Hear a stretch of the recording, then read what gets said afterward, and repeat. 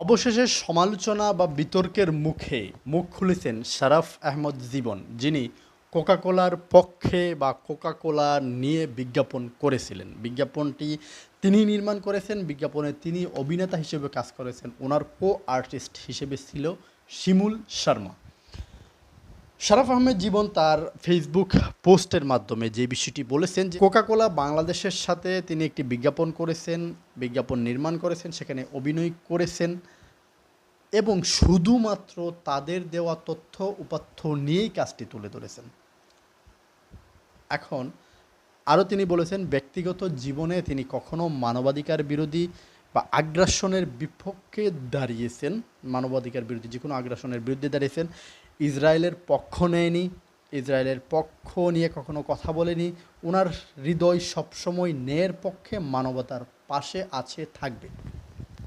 প্রশ্ন হচ্ছে, কোকাকোলা ইসরায়েলিদেরকে সহযোগিতা করে যাচ্ছে, এইটা নিয়ে পুরো ওয়ার্ল্ড ওয়াইড প্রতিবাদ হচ্ছে।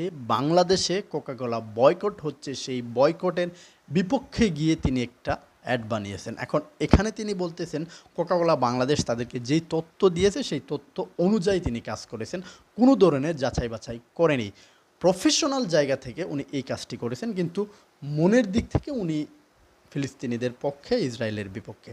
প্রশ্ন হচ্ছে, ভাই, আপনার প্রফেশনালের জায়গায় থেকে যদি কেউ আপনাকে এসে বলে একটা বিজ্ঞাপন করে দেন, যেই বিজ্ঞাপনটা হবে মূত্র খাওয়া জায়েজ, আপনি কি ওইটা খেয়ে বিজ্ঞাপন করে দেখাবেন?